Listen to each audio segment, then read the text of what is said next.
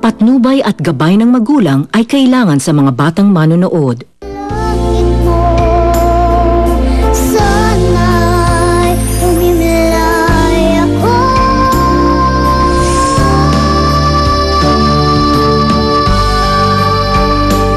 She's good. Nasaan ka ba? Hindi mo ba narinig kung paano kumanta? Ang hinahanap natin ang kapalit ni Louie May. Kaya dapat ang mananalo dito sa Biritera ay dapat kasing galing at kasing husay ni Louie May. Alam mo ba na yung magandang boss ni Roseanne, biyaya ng Diyos yan. Kung mamarapati ng Diyos, maaari siyang manalo sa contest. Si Roseanne ba yun? Nag-ibig at tuwitin.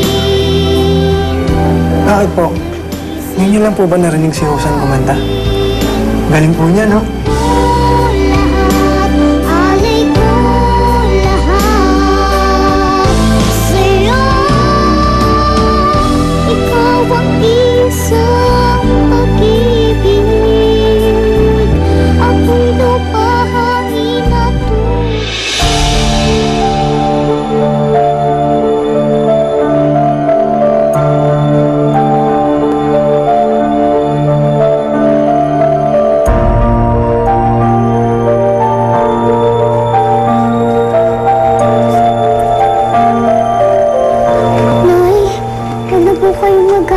Sorry po. Wala pong kasalanan si Roseanne. Pinilit lang po namin siya.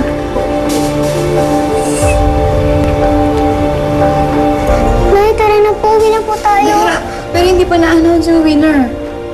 Okay lang yun. Hindi naman ako mananalo dun eh. Uwi ka na po, Nay.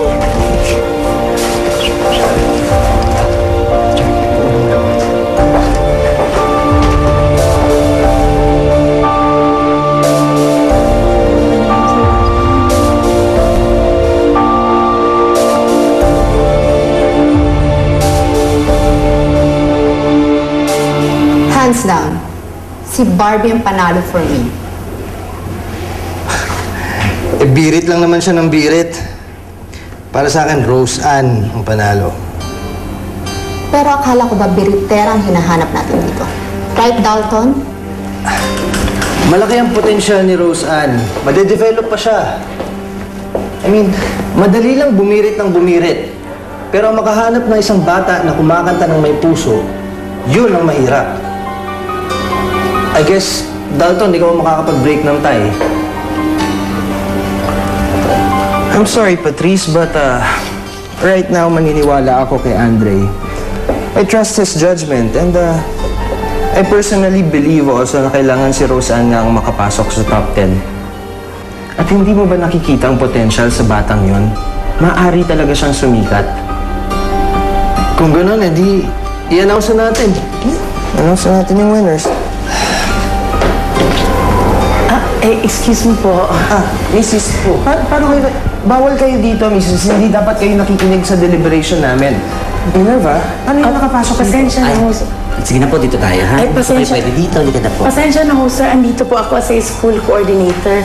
Huwag kayong mag-alala, hindi ako makikialam. As a matter of fact, matutuwa ako kung si Rose ang makukuha. Kasi di niyo na ako naitatanong. Ako po yung Glee Club advisor niya. At ako rin yung nagturo niya kung sa kanya kumanta. Naiintindihan po namin kayo, pero I'm sure marami pang ibang opportunities para kay Barbie. Oo nga ho, pero paano yan? Nag-back out na po si Roseanne. Sayang nga. Pero wala tayong magagawa kasi ayaw talaga ng nanay niya, sir, na sumali siya dito.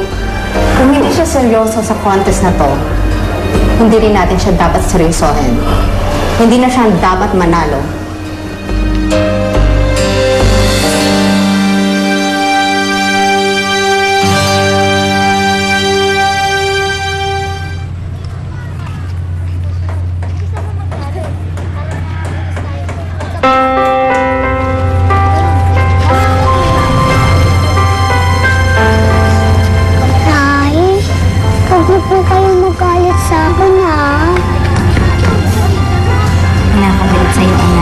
Okay na yun, wala na yun.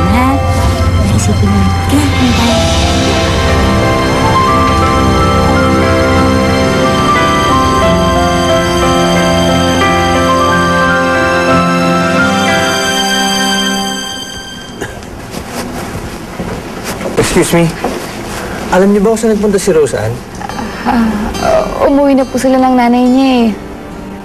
Bakit umuwi? Ayaw po kasi ng nanay niya na sumasali siya sa mga contest. Dahil doon kakausapin ko yung nanay niya, paligay ko makukumbinsin natin yun. Baka naman pwedeng i-delay na natin yung pag-announce ng winners. Hindi natin pwede gawin yan, Andre. We are on a schedule. Tsaka kung ngayon palang half-hearted na yung bata, what more kung sa'yo kunin mo sa competition? Baka mas malaking problema pa ang dalhin niya doon. So let's just announce Barbie as the winner para makauwi na tayo. Nagalingan ka rin naman kay Barbie, di ba? Oo, pero... Pero yun na yun. Roseanne is disqualified. Wala siya dito. And besides, baka mayaman na yung bata kaya hindi na kailangan yung cash prize. Okay? So, it's Barbie. So, final? Yes? Ang papasok sa Final 10 at lalaban para sa 1 million pesos, house and lot at singing kontra kay si Barbie Tapandong!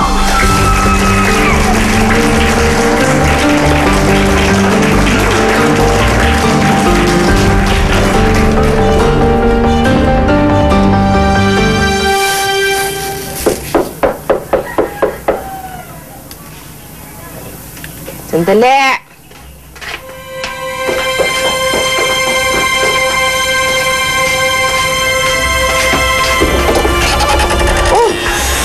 Abay, himala. Magkasama kayong dalawa. Nagsasayang na po ako. Siya.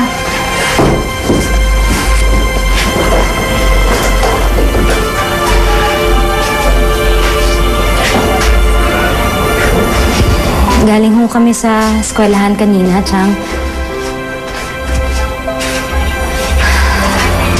Kumanta ho si Roseanne. Alam niyo ho, gustong-gusto ho siya ng mga tao. Chang, hindi ko ho akalain na magaling pa ng kumanta yung anak ko. Ay, sus! Ano yung araw ng contest? Ano, may nanalo na ba? Naku, ikaw ha?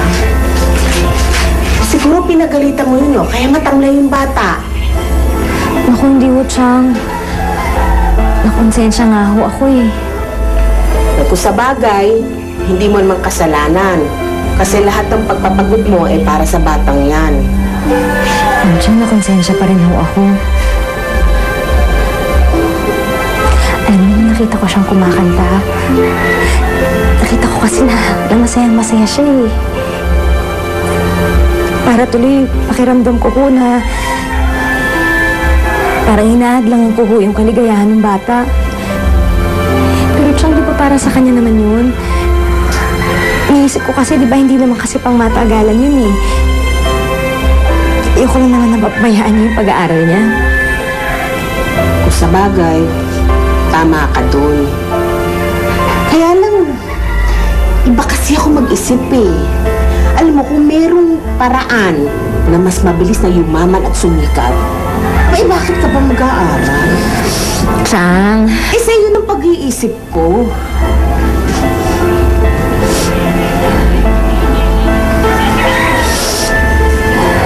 May paano yan? Kung di manalo yan,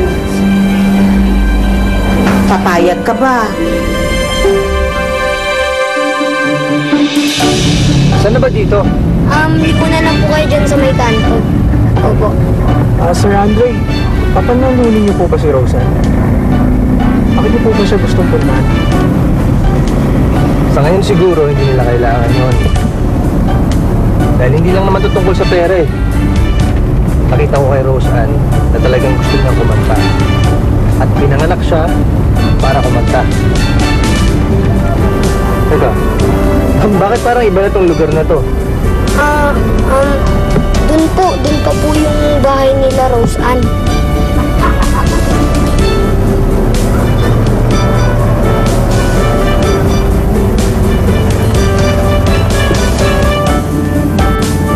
Bakit ayaw ng nanay niya pasalihin siya sa contest? Makakatulong sa kanila yun. Nga po, ibang klase nga po si Tita Remy. Ang nanay ko po, pinipilit po akong sumikat para yumaman kami. Pero po, si Tita Remy naman, ayaw niya pong pagkakitaan si Roseanne. Kasi ang pag-aaral ang sagot sa kahirapan. Opo, yan po yung laging sinasabi ni Tita Remy.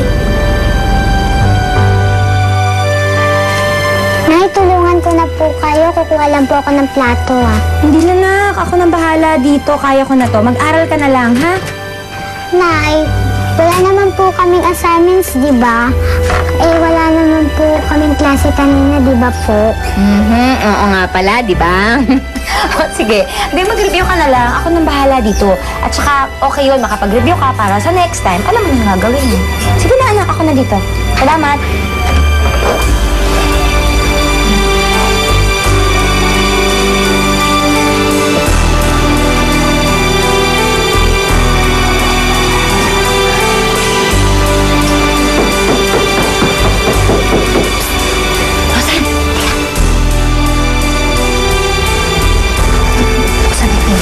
Pero kapag si Aling Trina yan, huwag mo sasabihin nandito ako, ha? Sabihin mo na sa trabaho pa ako, ha?